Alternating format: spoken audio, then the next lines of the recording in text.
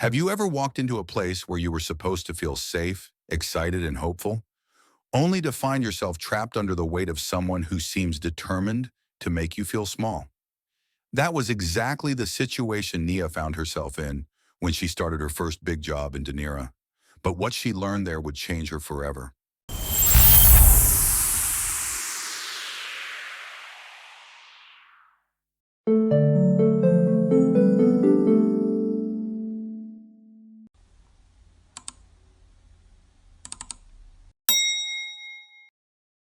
Nia, a 24-year-old African graphic designer, had just moved to Denira to join her husband. She had imagined this day countless times: the excitement of a new city, the thrill of a new career, the chance to prove herself. Her heart raced as she stepped into her first corporate office. The space smelled of fresh paint, coffee, and the faint trace of polished wood. Sunlight streamed through tall glass windows, casting a warm golden hue on the modern desks and sleek furniture.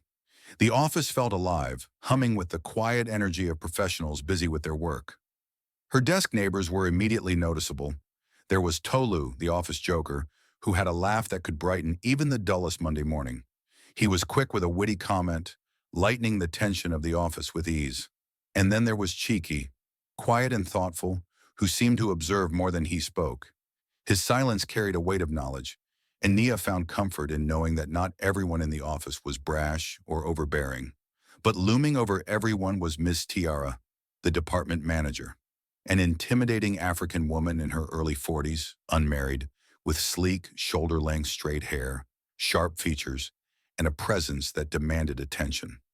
She had a reputation for breaking spirits.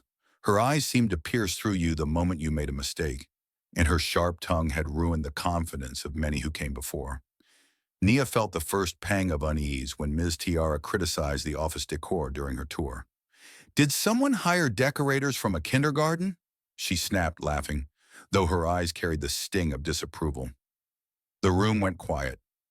Nia smiled nervously, masking her shock. Her stomach twisted into knots.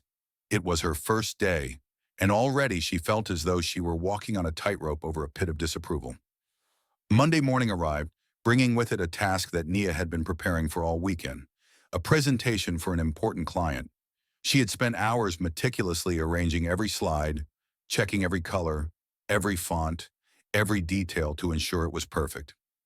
As she entered the boardroom, Miss Tiara's piercing gaze made her shrink. "Is this what effort looks like?" Miss Tiara snapped, her tone icy. "Even a child could do better." Nia felt her face burn. She swallowed hard, trying to maintain composure, while her colleagues exchanged uneasy glances. Tolu leaned over and whispered, "Don't let her see you break." Nia nodded slightly, taking a deep breath to steady herself. In the following weeks, the toxicity only escalated. Ms. Tiara routinely took credit for Nia's ideas, assigned impossible deadlines, and ridiculed her in front of clients. Even the smallest mistakes were exaggerated into monumental failures. The office became a battleground. Nia's desk phone rang constantly, emails flooded her inbox, and every new task seemed to arrive with an unspoken expectation of perfection. One week, Ms. Tiara demanded a last-minute redesign of a major campaign, leaving Nia scrambling in a frenzy of creativity and exhaustion. The stress even followed Nia home. One night, her phone rang repeatedly at 3 a.m. Her husband stirred awake, groggy and frustrated. "Is your boss okay? She does not have the right to be calling at this hour," he said. "Does she not know you are married? When you are at home, it is time for you and your family." Nia finally answered, her voice trembling. Ms. Tiara's demands were sharp and urgent, a report due first thing the next morning without prior discussion. Nia froze, realizing fully the extent of how toxic and controlling her boss truly was. Then came the incident with the coffee. In one hectic moment, with exhaustion clouding her focus, Nia accidentally spilled coffee on her report. Mrs. Tiara snapped immediately. "What is wrong with you? Can't you do anything right?" The office stifled laughter. Nia felt her cheeks burn with humiliation, but she forced herself to stay calm, reminding herself that this moment did not define her. To cope, Nia found small ways to reclaim her peace. She took long walks after work, sketching ideas in a notebook, doodling cartoons of Ms. Tiara as a tiny yelling caricature. It became a small act of rebellion, a way to release the tension that built up each day. Her colleagues secretly cheered whenever she pulled off even the smallest victories, sending a perfectly formatted report, presenting a bold new concept, or handling a client call with confidence. Each victory, no matter how minor, became a building block of her resilience.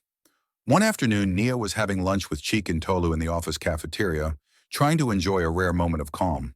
As they laughed quietly over a shared joke, Ms. Tiara's PA approached her. "Ms. Nia, Ms. Tiara would like to see you," she said politely. Nia nodded and replied, "I'll be there in a few minutes, just finishing lunch."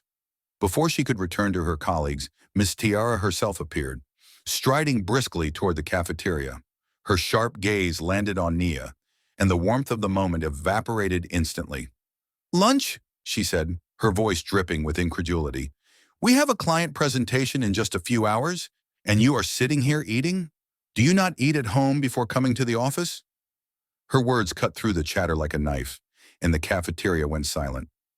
Nia's cheeks flushed, but she quietly stood, gathering her tray and following Ms. Tiara back to the office, reminding herself to stay composed despite the humiliation. Weeks passed, and Nia felt herself overwhelmed on the edge of exhaustion.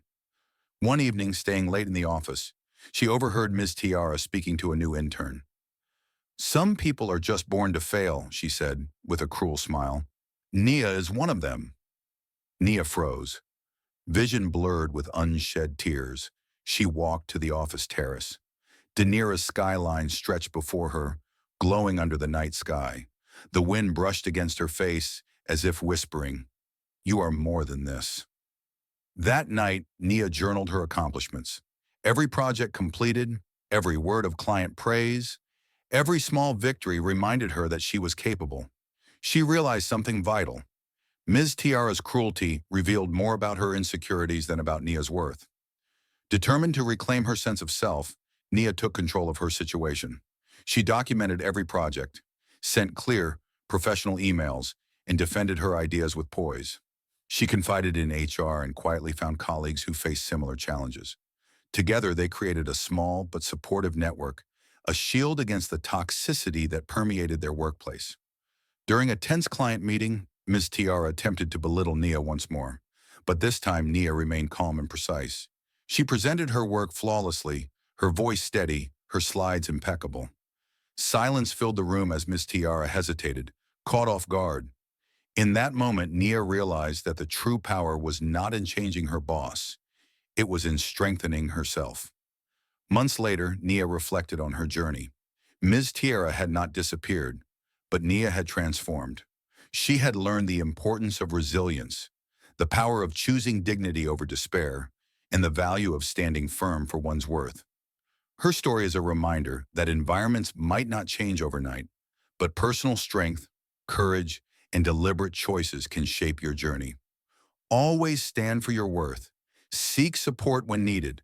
Celebrate even the smallest victories. Trust your instincts. Growth often comes from the hardest challenges. Never let someone else define your value.